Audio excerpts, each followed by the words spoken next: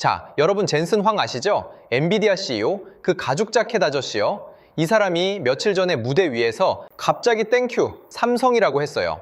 아니, 세계 AI 반도체 1위 기업 수장이 왜 갑자기 삼성한테 고맙다고 한 걸까? 그냥 립 서비스? 아닙니다. 이거 뜯어보면요, 삼성이랑 엔비디아 관계가 완전히 달라지고 있다는 시그널이에요. 오늘 이거 한번 제대로 풀어볼게요.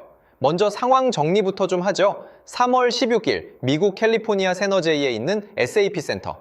여기서 엔비디아가 매년 여는 개발자 콘퍼런스 GTC 2026이 열렸어요.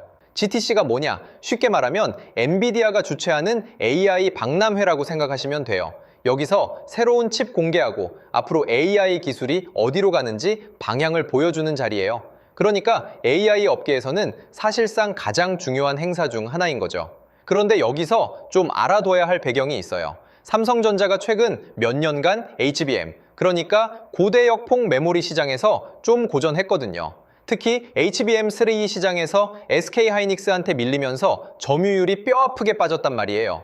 그래서 업계에서는 삼성 괜찮은 거야? 이런 시선이 있었는데 바로 이 GTC 2026에서 분위기가 확 바뀌는 일이 벌어진 거예요. 젠슨 황이 직접 삼성을 호명했으니까요. 자, 그러면 젠슨 황이 정확히 뭘 발표하면서 삼성을 언급한 건지 볼게요. 이날 기조연설에서 엔비디아는 새로운 추론 전용 AI 칩을 공개했어요. 이름이 그록3A LPU예요. 여기서 잠깐, 추론이 뭐냐? AI에는 크게 두 가지 단계가 있어요. 하나는 학습, 하나는 추론. 학습은 AI를 가르치는 단계고, 추론은 가르친 걸 바탕으로 실제로 답을 내놓는 단계예요. 우리가 챗GPT한테 질문하면 답이 나오잖아요. 그게 추론이에요. 그리고 지금 AI 시장에서는 이 추론 쪽 수요가 폭발적으로 늘고 있거든요. 왜? 학습은 한 번 하면 되는데 추론은 사용자가 쓸 때마다 계속 일어나니까요. 그래서 엔비디아가 추론 전용 칩을 따로 만든 거예요. 이 그록3 LPU가 엔비디아의 차세대 AI 플랫폼인 베라 루빈 시스템에 들어간다고 했고, 올해 하반기 대략 3분기쯤 출하가 시작될 거라고 발표했어요. 근데 여기서 핵심, 이 칩을 누가 만드느냐? 삼성전자 파운드리가 만드는 것으로 알려졌어요. 이게 왜 큰일이냐면요, 그동안 삼성전자가 엔비디아한테 납품한 건 주로 메모리, 그러니까 HBM이었단 말이에요. 근데 이번에는 메모리가 아니라 칩 자체를 위탁 생산하는 파운드리 영역까지 협력이 확장된 거예요. 쉽게 비유하면 이래요.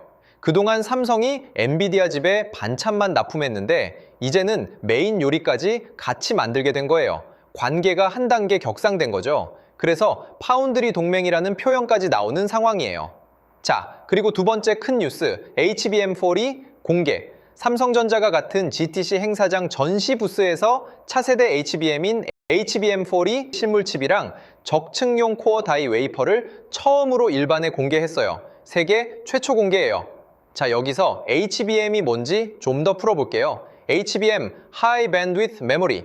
번역하면 고대 역폭 메모리인데 이름 그대로 데이터를 엄청 넓은 통로로 왕창 보낼 수 있는 메모리예요.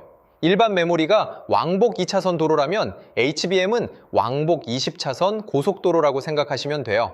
메모리 칩을 여러 겹으로 쌓아 올려서 이걸 가능하게 만든 건데 AI가 학습하거나 추론할 때 엄청난 양의 데이터를 동시에 처리해야 하거든요. 그래서 AI 칩에는 eHBM이 필수인 거예요. 그럼 HBM4E가 기존 HBM4보다 얼마나 좋아진 건지 숫자로 볼게요. 지난달에 양산 출하를 시작한 HBM4가 핀당 전송 속도 13GB/s, 대역폭 3.3TB/s거든요. 근데 HBM4E는 16GB/s에 대역폭 4.0TB/s예요. 전송 속도가 약 23% 빨라지고 대역폭은 약 21% 넓어지는 거예요. 올 하반기 샘플 출하가 목표라고 하고요. 그리고 기술적으로 특히 주목받은 게 하나 있어요. 하이브리드 구리 접합 기술, 영어로 HCB라고 하는 건데요. 기존에 쓰던 열압착 접합 방식 대비 열 저항을 20% 이상 줄이고 16단 이상의 초고적층 구조를 가능하게 하는 핵심 기술이에요. 이게 왜 중요하냐면 HBM은 칩을 높이 쌓는 구조잖아요. 쌓으면 쌓을수록 열이 엄청나게 발생하거든요. 그 열을 어떻게 관리하느냐가 기술력의 차이인 건데 삼성전자가 이 부분에서 의미 있는 진전을 보여준 거예요. 또 하나 재밌는 건 삼성전자 전시 부스에 엔비디아 갤러리라는 별도 공간을 만들어서 루빈 GPU용 HBM4, 베라 CPU용 소캠2라는 서버용 저전력 메모리 모듈, 기업용 6세대 SSD까지 전시했어요. 삼성전자가 베라 루빈 플랫폼에 필요한 메모리 토털 솔루션을 다 보여준 거예요. 거기다 행사 둘째 날인 17일에는 엔비디아의 특별 초청으로 삼성전자 AI 센터장인 송용호 부사장이 발표까지 했어요. 엔비디아가 직접 초청해서 발표를 시킨 거거든요. 이건 신뢰의 표시예요. 자, 여기까지 팩트를 쭉 봤는데 이게 우리한테 뭘 의미하는 건지 한번 정리해 볼게요. 첫 번째, 삼성전자와 엔비디아의 관계가 근본적으로 바뀌고 있다는 거예요. 생각해 보세요. 그동안 삼성전자는 엔비디아한테 메모리 납품 업체였어요. 중요하긴 하지만 부품 공급자의 위치였단 말이에요. 근데 이제는 칩 자체를 만들어주는 파운드리 파트너가 된 거예요. 이게 뭐랑 비슷하냐면 편의점에 라면만 납품하던 회사가 이제 편의점, 도시락까지 만들게 된 거예요. 거래 규모도 커지고 관계의 깊이도 완전히 달라지는 거죠. 두 번째, HBM 전쟁에서 삼성전자가 방역의 발판을 마련했다는 거예요. 솔직히 말하면 HBM3 때 삼성전자가 SK 하이닉스한테 밀린 건 사실이에요. 근데 이번 GTC에서 HBM4E를 세계 최초로 공개하면서 차세대 전쟁에서는 다를 수 있다는 신호를 보낸 거예요. 특히 하이브리드 구리 접합 기술로 열 저항을 20% 이상 개선하고 16단 이상 초고적층이 가능하다는 건 기술적으로 상당히 의미 있는 진전이거든요.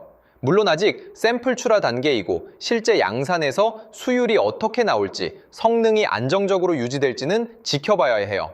삼성전자가 HBM 경쟁에서 완전히 역전했다고 단정하기는 이른 시점이에요. 세 번째, 여기서 공유하고 싶은 인사이트 하나 드릴게요. 엔비디아 입장에서 생각해 보세요. 지금 AI 칩 시장에서 엔비디아는 사실상 독점이잖아요.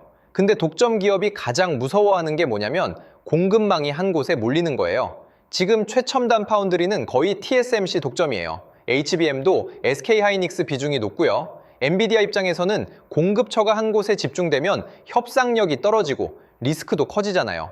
그래서 삼성전자를 파운드리 파트너로까지 끌어올린 건 단순히 삼성이 잘해서가 아니라 엔비디아의 공급망 다변화 전략이기도 한 거예요. 이건 삼성전자한테는 기회이자 숙제예요. 기회인 이유는 엔비디아가 적극적으로 문을 열어주고 있으니까. 숙제인 이유는 이 기회를 실제 실적으로 증명해야 하니까요. 네 번째 포인트. 이건 꼭 알아두셨으면 하는 건데요.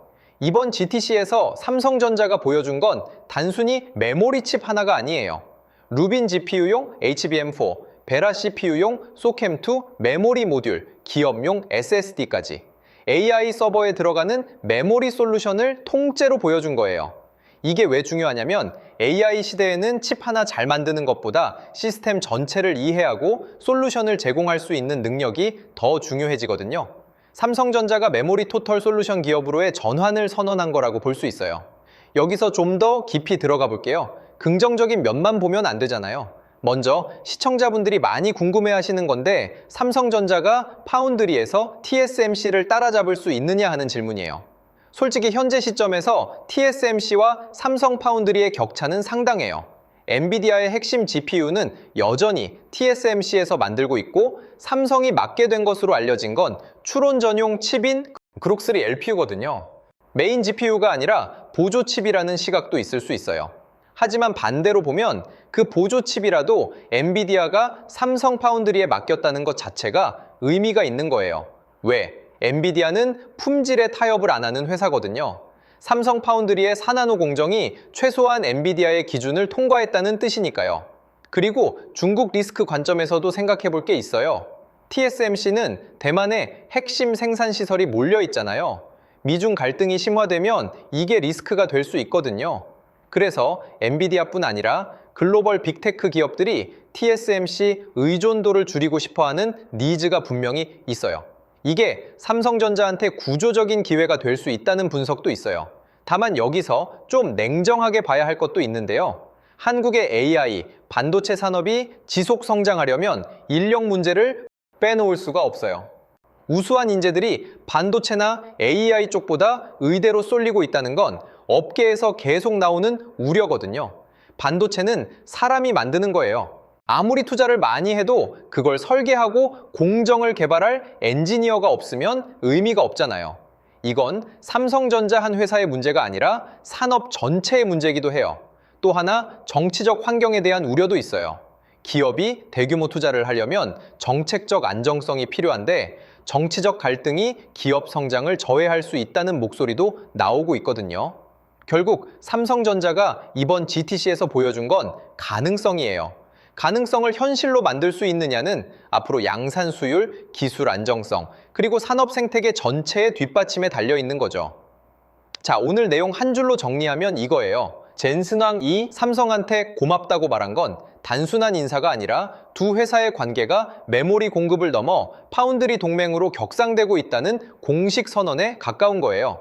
그리고 삼성전자가 HBM4E를 세계 최초로 공개하면서 차세대 메모리 전쟁에서 반격의 포문을 열었고 엔비디아 베라 루빈 플랫폼에 들어가는 메모리 솔루션을 통째로 보여주면서 토털 솔루션 기업으로의 전환을 선언한 거예요. 여기서 제가 한 가지 꼭 말씀드리고 싶은 건 이런 변화의 진짜 의미는 숫자에 있다는 거예요. HBM4E의 4.0TB/s 대역폭이 실제 양산에서 안정적으로 나올 수 있느냐, 삼성 파운드리가 엔비디아 칩을 안정적으로 찍어낼 수 있느냐, 이게 증명되는 순간 삼성전자에 대한 시장의 평가는 완전히 달라질 수 있어요. 올 하반기가 중요합니다. 그록3 LPU 출하, HBM4E 샘플 출하, 이 두 가지가 예정대로 진행되는지를 지켜보시면 돼요.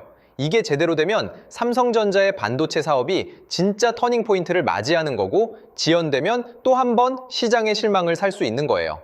그래서 제가 드리고 싶은 말씀은 감정적으로 삼성 부활 이러기보다는 올 하반기 출하 일정이 제대로 지켜지는지 양산 수율은 어떤지 이런 구체적인 팩트를 하나하나 체크해 보시라는 거예요. 오늘 영상 유익하셨으면 주변에 주식하는 친구한테 공유 한번 해주시고요. 댓글로 여러분 생각도 남겨주세요. 삼성전자가 이번에 진짜 달라질 수 있을 것 같은지 아니면 아직 지켜봐야 한다고 생각하시는지 솔직한 의견 듣고 싶어요. 그리고 이 채널 구독 안 하신 분들 AI 반도체 쪽 소식 계속 쉽고 재밌게 풀어드릴 테니까 구독 눌러주시면 감사하겠습니다. 그럼 다음 영상에서 봐요.